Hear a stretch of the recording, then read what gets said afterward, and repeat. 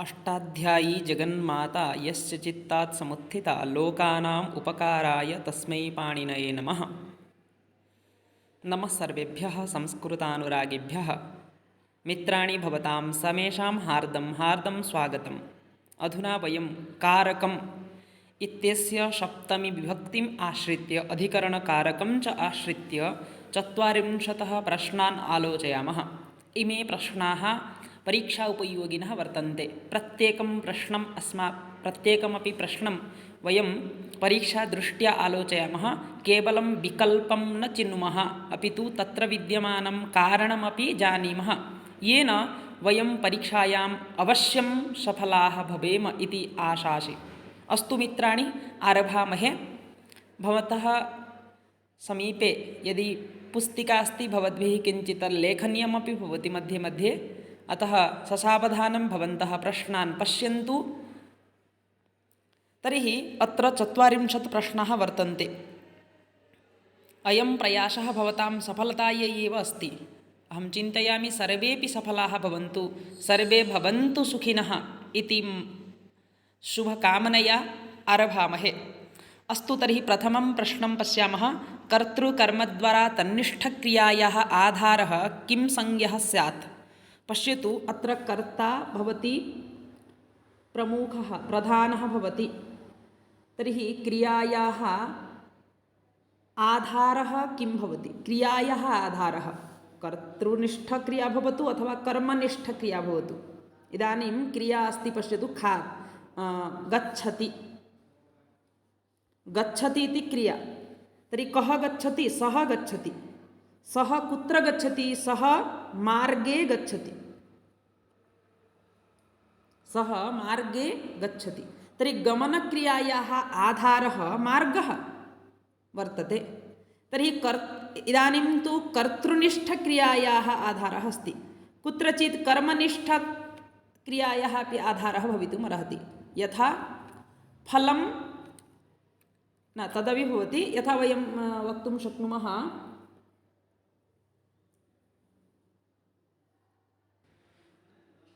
कर्मनिष्ठक्रिया इत्युक्ते, इदानीं पश्यतु, बालकः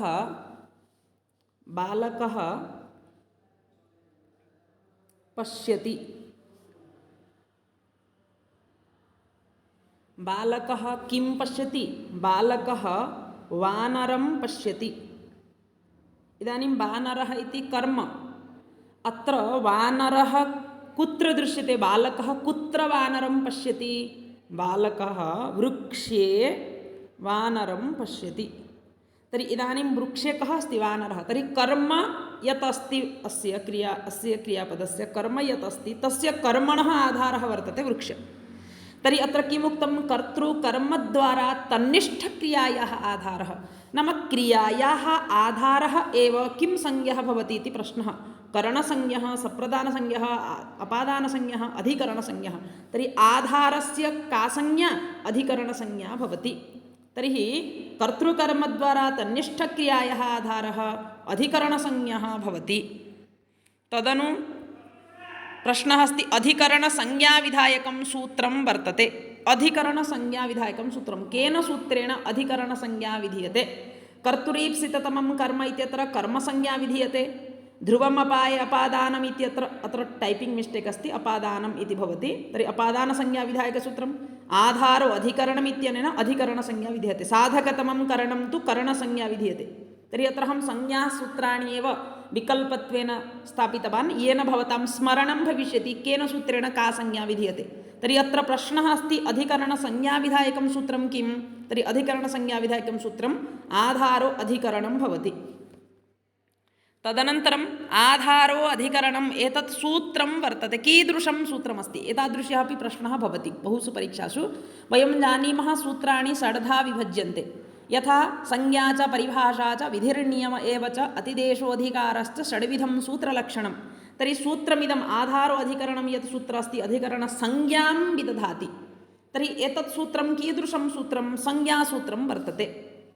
तदनन्तरम् आधारः कतिविधः भवति? आधारः कर्तृनिष्ठ वा कर्मनिष्ठक्रियायाः कर्तृकर्मद्वारा तन्निष्ठक्रियायाः आधारः अधिकरणसंज्ञः भवति। इदानीम् आध्रियते अनेन इति आधारः। तर्हि आधारः कतिविधः भवति इति प्रश्नः बहुषु परीक्षासु, मम BEd एण्ट्रन्स् मध्ये अपि एषः प्रश्नः आसीत् शिक्षाशास्त्रीप्रवेशिकापरीक्षायां। तर्हि आधारः कतिविधः वर्तते? त्रिविधः, चतुर्विधः, द्विविधः, पञ्चविधः।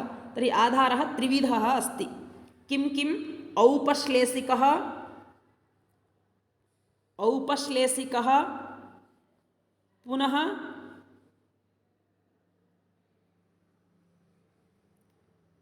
वैषयिकः,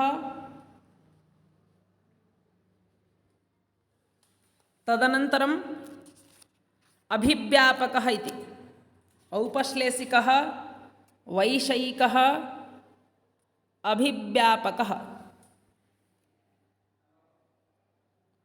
लेखने किञ्चित् कष्टं भवति। अभिव्यापकः भवन्तः पुस्तकं पश्यन्ति चेत् स्पष्टं भविष्यति। तर्हि आधारः त्रिविधः अस्ति। औपश्लेषिकः, वैषयिकः, अभिव्यापकः। तदनन्तरं स्थाल्यां पचति इत्यत्र आधारः वर्तते। स्थाल्यां पचति। पश्यतु, उदाहरणं दत्वापि एवं प्रश्नः भवति आधारस्य, अथवा भिन्नतया आधारस्य उदाहरणं वर्तते तथापि प्रश्नः भवितुमर्हति। तर्हि स्थाल्यां पचति, इदानीं माता पचति। तर्हि इदानीं कर्तृनिष्ठक्रिया अस्ति। माता कुत्र पचति? स्थाल्यां। तर्हि पश्यतु, पाकक्रियायाः आधारः स्थाली वर्तते। अत्र पाकक्रियायां स्थाल्या सह किं भवति? तण्डुलस्य यत्किमपि तत्र उपश्लेषः भवति। उपश्लेषः नाम किं? टच्, स्पर्शः। तर्हि साक्षात् संयोगसम्बन्धः तत्र वर्तते। औपश्लेषिकः, उपश्लेषः नाम संयोगादिसम्बन्धः। तर्हि तत्र संयोगः भवति। संयोगं विना अहं वदामि घटेन, नाम इदानीं स्थाली अन्यत्र भवति, पुनः तण्डुलः अन्यत्र भवति, तर्हि पाकक्रिया सम्पाद्यते, तन्न सम्भवति। तर्हि संयोगसम्बन्धः यत्र अस्ति तत्र उपश्लेषः इति कथ्यते। तर्हि उपश्लेषस्य विषयः अयम्, अतः औपश्लेषिकः। तर्हि अत्र स्थाल्यां पचति इति औपश्लेषिकः वर्तते। तदनन्तरं किमस्ति? एवं प्रश्नः अपि भवितुमर्हति, औपश्लेषिक आधारस्य उदाहरणं किं? स्थाल्यां पचति अपि वक्तुं शक्यते। मोक्षे इच्छा अस्ति इत्यत्र आधारः। पश्यतु, अत्र इच्छायाः आधारः। इच्छा कुत्र अस्ति? मोक्षे। मोक्षविषयिनी इच्छा। इच्छा तु बहुधा भवति। रुचिः, भोजनविषयिनी रुचिः। तर्हि मम इच्छा कर्मणि अस्ति, कर्मविषयिनी रुचिः। पठने इच्छा अस्ति, पठनविषयिनी इच्छा। तर्हि अत्र विषयः गृह्यते। कः विषयः? इच्छायाः विषयः कः? तर्हि मोक्षे इच्छा अस्ति इति वाक्यस्य अत्र आधारः कः इति चेत् वैषयिकः आधारः अस्ति। मोक्षे इच्छा अस्ति, पठने इच्छा अस्ति, कार्ये इच्छा अस्ति। तर्हि इच्छायाः विषयः कः? विषयस्य अयं वैषयिकः इति कथ्यते। तर्हि अत्र वैषयिकः आधारः मोक्षे इच्छा अस्ति इत्यत्र भवति। तदनन्तरं सर्वस्मिन् आत्मा अस्ति। सर्वस्मिन्, सर्वः इति पदस्य सप्तमी एकवचने सर्वस्मिन् नाम प्रत्येकम् अपि जने, प्रत्येकम् अपि मनुष्य, सर्वस्मिन् आत्मा अस्ति। पश्यतु, आत्मा सर्वस्मिन् अस्ति इति कथनेन आत्मानः अभिव्यापकता ज्ञायते। एकत्र न, बहुषु विद्यमानं भवति। पुनः प्रत्येकं सर्वस्मिन् इति कथनेन प्रत्येकं भागे संसर्गः भवति। यथा इदानीं वदामि, पश्यतु, तिलेषु तैलं, तिलेषु तैलं भवति। इदानीं तैलं यत् अस्ति तिलस्य एकदेशे न भवति। इदानीं चिन्तयतु, तिल इति कथ्यते। तर्हि एतत् नाम तिलम् अस्ति। तर्हि तैलं किम् एकस्मिन् देशे एव भवति वा? न भवति। सम्पूर्णे अपि स्थाने तैलं भवति। तर्हि अत्र अभिव्यापकता ज्ञायते। तर्हि अत्र आधारः, आत्मनः आधारः यः अस्ति सः आधारः अभिव्यापकः आधारः सर्वस्मिन् इति कथ्यते, नाम सर्वेषु। तर्हि अभिव्यापकः आधारः भवति। पुनः कटे आस्ते, आस्ते नाम उपवेशने, आस उपवेशने उपविशति इत्यर्थः। कटम् अस्ति, तर्हि कटे आस्ते पुनः स्थाल्यां पचति। तर्हि इदानीं स्थाल्यां पचति इत्यत्र कर्मणः आधारः अस्ति। कटे आस्ते इति कथनेन तत्र कर्तृनिष्ठक्रिया वर्तते, तत्र कर्म नापेक्षितम्। आस्ते अनुक्तक नाम अत्र अकर्मकधातुः अस्ति। तर्हि आस्ते, कः आस्ते? देवदत्तः आस्ते। व्याकरणे तु देवदत्तः प्रधानः भवति, देवदत्तेन विना किमपि न भवति। तर्हि देवदत्तः आस्ते नाम उपविशति। कुत्र? कटे। इदानीं यदा देवदत्तः उपविशति, देवदत्तः यदा उपविशति तदानीं किं देवदत्तः भिन्नः, कटः भिन्नः? एवं न भवति। तर्हि उभयोः टच् नाम कटेन सह देवदत्तस्य उपश्लेषः भवति, उपश्लेषणम् इति कथ्यते। स्पर्शः, संयोगः भवति। संयोगेन विना कथं नाम उपवेशनं सम्भवति? ऊर्ध्वं न तिष्ठति खलु।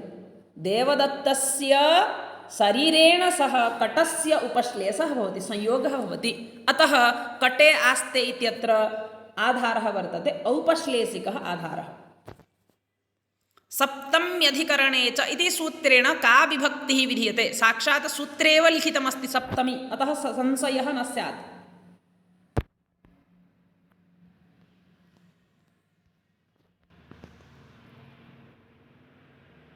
तदनन्तरं पश्यतु, दुरान्तिकार्थेभ्यः विधीयन्ते। दुरान्तिकार्थेभ्यः शब्देभ्यः काः काः विभक्तयः विधीयन्ते? एतद् अस्माभिः ज्ञातव्यम्। प्रथमा, द्वितीया, तृतीया, चतुर्थी एतद् न। द्वितीया, तृतीया, चतुर्थी, पञ्चमी एतदपि न। द्वितीया, तृतीया, चतुर्थी, षष्ठी एतन्न। द्वितीया, तृतीया, सप्तमी, पञ्चमी। सप्तमी अधिकरणे च इति चकारग्रहणेन दुरान्तिकार्थेभ्यः सप्तमी अपि विधीयते। पूर्वं द्वितीया, तृतीया, पञ्चमी आसीत्, इदानीं दुरान्तिकार्थेभ्यः द्वितीया च आसीत् खलु पञ्चमी विभक्ति पठनसमये। इदानीं पुनः सप्तम्यधिकरणे च इति सूत्रेण अधिकरणे तु सप्तमी भवति, पुनः चकारग्रहणेन दुरान्तिकार्थेभ्यः शब्देभ्यः सप्तमी विभक्ति अपि विधीयते। तर्हि एतत् एव शुद्धं भवति।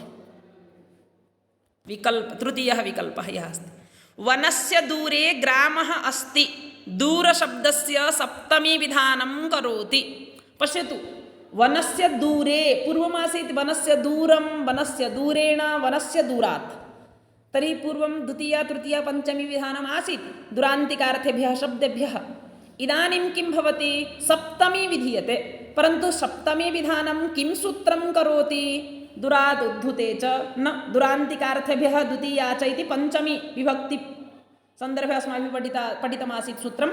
अनेन तु द्वितीया विभक्ति पञ्चमी तृतीया आसीत्। दुरान्तिकार्थैः षष्ठी अन्यतरस्याम् इत्यनेन तु न भवति। अत्र दुरान्तिकार्थैः शब्दैः योगे भिन्नस्य शब्दस्य षष्ठीविकल्पेन भवति। यथा ग्रामस्य दूरम् अथवा ग्रामात् दूरं, तथा सप्तम्यधिकरणे च इति सूत्रे विद्यमान चकारबलेन दूरान्तिकार्थेभ्यः शब्देभ्यः सप्तमी विभक्तिः भवति। अतः वनस्य दूरे इति अत्र सप्तमी विधानं तु सप्तम्यधिकरणे च इति सूत्रेण भवति। तस्येन् विषयस्य कर्मणि का विभक्ति? यथा अधीतं व्याकरणम् अधीति व्याकरणे वयं वदामः, तर्हि तत्र इन् विषयकः अधीत इति त प्रत्ययान्तस्य पुनः इन् प्रत्ययः विहितः। भवन्तः द्रष्टुं शक्नुवन्ति, वीडियो निर्मितमस्ति सप्तमी विभक्ति प्रसङ्गे, कारकं प्लेलिस्ट् मध्ये गच्छन्तु। तस्येन् विषयस्य कर्मणि का विभक्ति? सप्तमी भवति। साध्वसाधु प्रयोगे साधु शब्द पुनः साधु शब्द एतत् स्मरन्तु। सप्तमी विभक्तौ बहवः शब्दाः स्मरणीयाः भवन्ति। साधु शब्द, असाधु शब्द इत्यनयोः शब्दयोः प्रयोगे का विभक्ति भवति? सप्तमी विभक्ति भवति। शुद्धम् अस्ति, कृष्णः मातरि साधु। कृष्णः साधु कस्मिन्? मातरि। कस्मिन् असाधु? मातुले असाधु। तर्हि किं शुद्धं वर्तते इति कथ्यते? तर्हि शुद्ध नाम साधु असाधु शब्दयोः योगे सप्तमी भवति।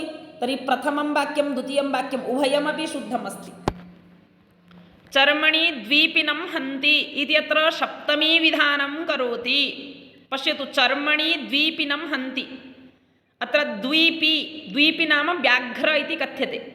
द्वीपी तर्हि द्वीपिनं हन्ति नाम व्याघ्रं हन्ति, कश्चन व्याधः हन्ति, हन्ति क्रिया, कः हन्ति, व्याधः, हंटर, व्याधः हन्ति, व्याधः कं हन्ति, द्वीपिनं, व्याधः किमर्थं हन्ति, चर्मणि, तर्हि अत्र चर्मणि व्याधः द्वीपिनं हन्ति, व्याघ्रं हन्ति, मारयति, तर्हि अत्र सप्तमी विधानं करोति किं सूत्रं, तस्येन् विषयस्य कर्मणि उपसंख्यानं तु न साध्वसाधु प्रयोगेन सप्तम्यधिकरणे च न निमित्तात् कर्मयोगे, तर्हि निमित्तं यत् अस्ति तस्मात् कर्मयोगे सप्तमी विभक्ति भवति, निमित्तात् शब्दात् सप्तमी विधीयते, तर्हि अत्र निमित्तं तु चर्म वर्तते, निमित्तात् कर्मयोगे इत्यत्र निमित्तं किं, निमित्तात् कर्मयोगे यथा चर्मणि द्वीपिनं हन्ति तत्र चर्म किमस्ति, हननक्रियायाः फलं वर्तते, तर्हि निमित्तात् कर्मयोगे इत्यनेन कर्मणः तु योगः भवति, परन्तु तत्र निमित्तं नाम किमस्ति, फलं वा प्रयोजनं वा हेतुः वा साधनं वा, निमित्तात् कर्मयोगे इत्यत्र निमित्तं तु फलम् अस्ति। तदनन्तरं निमित्तात् कर्मयोगे इत्यत्र योगः कीदृशः, उभयोः योगः कीदृशः, वयं तत्र दर्शनशास्त्रेषु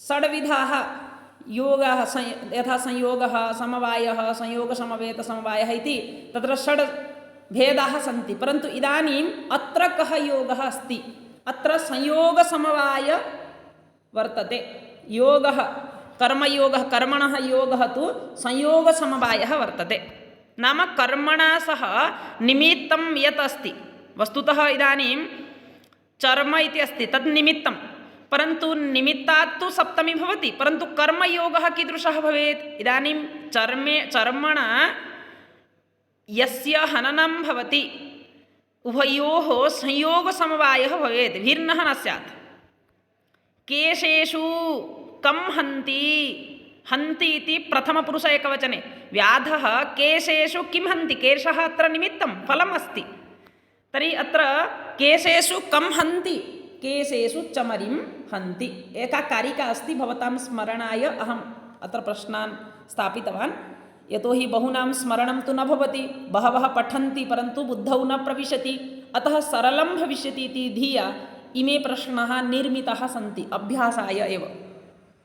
दन्तयोः ड्यास् हन्ति, दन्तयोः किं हन्ति, दन्तयोः नाम दन्तनिमित्तं कुञ्जरं, कुञ्जर नाम हस्ति, हस्तिनं मारयति, किमर्थं, दन्तनिमित्तं, तर्हि दन्तः अत्र फलमस्ति, निमित्तमस्ति, तर्हि कुञ्जरं हन्ति, सीम्नि हन्ति, सीम्नि सीमा, सीमा नाम अण्डकोशः, सीम्नि कं हन्ति, पुष्कलकं हन्ति, चर्मणि द्वीपिनं हन्ति तु पूर्वं पठितमासीत्, यस्य क्रियया क्रियान्तरं लक्ष्यते, अत्र किञ्चित् पश्यतु, क्रियान्तरं लक्ष्यते, कया क्रियया, क्रियया यदि क्रियान्तरं लक्ष्यते तर्हि यस्य च भावेन भावलक्षणं, भावेन भावलक्षणं भवति चेत्, भावः नाम क्रिया, तर्हि क्रियया क्रिया लक्ष्यते चेत् तत्र सप्तमी भवति, ततः सप्तमी। पश्यतु, कश्चन वदति देवदत्तः कदा गतः, तर्हि अहं न वदामि देवदत्तः 5 वादने गतः इति, यतोहि 5 वादनं क्रिया नास्ति, 5 वादनं तु समयसूचकशब्दः अस्ति, परन्तु यदि अहं वदामि देवदत्तः गोषु दुह्यमानासु गतः, नाम यदा गावः दुह्यमानाः आसन् तस्मिन् समये सः गतः, तर्हि अत्र क्रिया तु लक्ष्यते, देवदत्तस्य गमनक्रिया, परन्तु क्रिया कया लक्ष्यते, अन्यया क्रियया, नाम क्रियान्तरेण लक्ष्यते, तर्हि क्रियान्तरमिदानीं किं, गावः दुह्यमानाः सन्ति, तर्हि अत्र गोषु दुह्यमानासु इति एकापि क्रिया, नाम गोदोहनवेलायां देवदत्तः गतः, तर्हि अत्र क्रियया क्रियान्तरं लक्ष्यते चेत् तत्र सप्तमी भवति। गोषु दुह्यमानासु गतः इत्यत्र सप्तमी विधानं न करोति, क्षम्यताम्, अहं किम् अत्र सप्तमी विधानं न करोति इति कृतवान्, वस्तुतः अत्र करोति इति भवति, गोषु दुह्यमानासु गतः इत्यत्र सप्तमी विधानं करोति, न करोति न करोति, यस्य च भावेन भावलक्षणं, नृषु ब्राह्मणः श्रेष्ठः इत्यत्र सप्तमी विधानं करोति। नृषु ब्राह्मणः अत्र न करोति इति अस्ति, क्षम्यतां। नृषु ब्राह्मणः श्रेष्ठः अत्र सप्तमी विधानं केन सूत्रेण भवति? यतश्च निर्धारणम् इति सूत्रेण।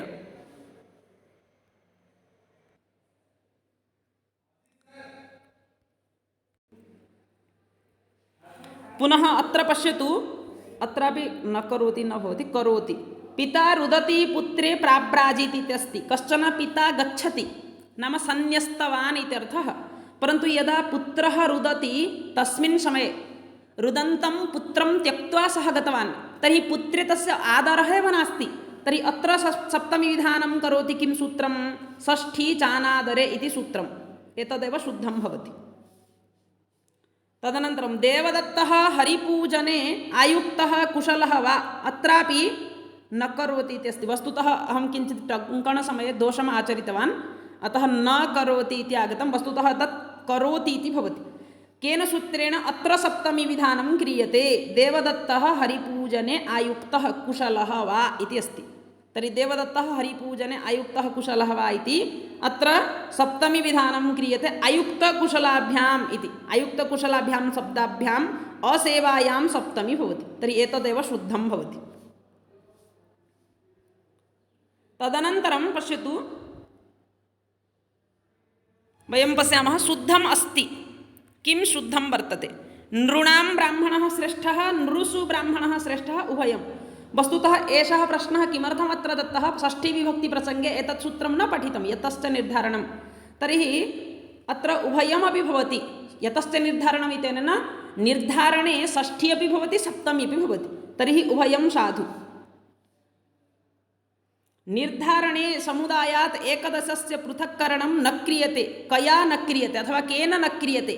तत्र कारणचतुष्टयम् अस्ति निर्धारणाय। तत्र जाति गुण क्रिया संज्ञा इति। परन्तु अत्र जात्या गुणेन क्रियया तु पृथक्करणं क्रियते, परन्तु कया न क्रियते? अभावेन। अभावेन पृथक्करणं न क्रियते निर्धारणे। नृणां नृषु वा द्विजः श्रेष्ठः, अत्र निर्धारणं किम्? पश्यतु, बहवः नराः सन्ति, तेषु नरेषु श्रेष्ठः कः? द्विजः, ब्राह्मणः श्रेष्ठः। तर्हि अत्र ब्राह्मणस्य पृथक्करणं कथं कृतं? बहुषु बहवः इदानीं सन्ति, बहवः जनाः, तेषु अहम् एकस्य ग्रहणं करोमि चेत् कथम्? अत्र जातिद्वारा। अत्र द्विजः श्रेष्ठः इति द्विजः जाति अस्ति, ब्राह्मणजातिः। तर्हि अत्र निर्धारणं क्रियते जात्या। नृणां नृषु वा द्विजः श्रेष्ठः इत्यत्र निर्धारणं तु जात्या क्रियते। गवां गोषु वा कृष्णा बहुक्षीरा। गवां गोषु वा कृष्णा बहुक्षीरा। तर्हि बहुक्षीरा का? कृष्णा गौः। बहवः गावः सन्ति, परन्तु तासु गोषु बहुक्षीरा का अस्ति? अधिकं क्षीरं ददाति का? कृष्णा। तर्हि कृष्णा बहुक्षीरा वर्तते। गवां गोषु वा इति। तर्हि अत्र पञ्चमी नाम षष्ठी सप्तमी उभयं भवति, परन्तु अत्र पृथक्करणं नाम निर्धारणं केन कृतं? गुणेन। बहुक्षीरा इति एकः गुणः अस्ति, अतः गुणद्वारा निर्धारणं क्रियते। गच्छतां गच्छत्सु धावन् शीघ्रः। धावन् यः अस्ति पुरुषः, सः शीघ्रः वर्तते। गच्छन्तः सन्ति जनाः, गच्छतां गच्छत्सु वा। अत्र बहवः गच्छन्ति, परन्तु शीघ्रः कः? यः धावति। तर्हि अत्र क्रियया पृथक्करणं क्रियते। धावनक्रिया अस्ति, तर्हि क्रियया पृथक्करणं निर्धारणं क्रियते। कवीनां कवीषु वा कालिदासः श्रेष्ठः इत्यत्र बहवः कवयः सन्ति, तेषु कवीषु एषः कालिदासः एव श्रेष्ठः। तर्हि कालिदासः संज्ञा अस्ति। संज्ञा नाम नाम, नामकरणं संज्ञा। तर्हि नाम्ना पृथक्करणं क्रियते। वयं वक्तुं शक्नुमः छात्राणां छात्रेषु वा देवदत्तः पटुः अथवा चतुरः, मैत्रः पटुः। तर्हि तत्रापि संज्ञया पृथक्करणं क्रियते, निर्धारणं क्रियते। तदनन्तरं किमस्ति? अधिरीश्वरे कीदृशं सूत्रमस्ति? अधिरीश्वरे संज्ञासूत्रं वर्तते, यतोहि कर्मप्रवचनीयसंज्ञा विधानं क्रियते। तर्हि संज्ञासूत्रम् अधि इत्यस्य कर्मप्रवचने संज्ञा भवति ईश्वरे गम्यमाने। अशुद्धं वर्तते। देवदत्तः हरिणा प्रशीतः, देवदत्तः हरौ प्रशीतः, देवदत्तः हरिणा उत्सुकः, देवदत्तः हरये उत्सुकः। तर्हि प्रसितोत्सुकाभ्याम् इति एकं सूत्रमस्ति, भवन्तः द्रष्टुं शक्नुवन्ति। तत्र सप्तमी विभक्ति विधीयते। तर्हि प्रसितोत्सुकाभ्यां तृतीया च, नाम तृतीया पुनः सप्तमी भवति। प्रसितशब्दयोगे प्रसित पुनः उत्सुक, उभयोः शब्दयोः योगे किं भवति? तृतीया पुनः सप्तमी। तर्हि अत्र चतुर्थी अस्ति, तर्हि एतद् अशुद्धं भवति। तदनन्तरं शुद्धं वर्तते। माता पुत्रं स्निह्यति, माता पुत्राय स्निह्यति, माता पुत्रस्य स्निह्यति, माता पुत्रे स्निह्यति। तर्हि माता पुत्रे स्निह्यति, स्निह धातु, स्वस धातु, विश्वसिति, स्निह्यति इति। प्रीणाति वयं वदामः, स्निह्यति, विश्वासः अस्ति, स्नेहः अस्ति, तर्हि स्निह धातु प्रयोगे सप्तमी भवति। अत्र माता कस्मिन् स्निह्यति? स्नेहस्य आधारः पुत्रः एव वर्तते। तर्हि माता पुत्रे स्निह्यति। नक्षत्रे च लुपि स्यातां, विभक्तिद्वयम् अत्र भवति। नाम यदा नक्षत्रशब्दात् परं कस्यचित् प्रत्ययस्य लुप् भवति, लुप् नाम लोपः, प्रत्ययस्य लुक्ष्लु लुपः इति सूत्रेण लुप् नाम लोपः एव। तर्हि तदानीं तत्र का विभक्ति भवति? तर्हि नक्षत्रे लुपि अत्र तृतीया पुनः सप्तमी, तृतीया सप्तम्यौ स्तः। तत्र मूलेन देवीम् आवाहयेत् अथवा मूले देवीम् आवाहयेत्, श्रवणेन देवीम् आवाहयेत्, श्रवणे देवीम् आवाहयेत्। अत्र नक्षत्रवाचकशब्दः, मूला श्रवणा इति नक्षत्रवाचकशब्दः अस्ति। तदनन्तरम्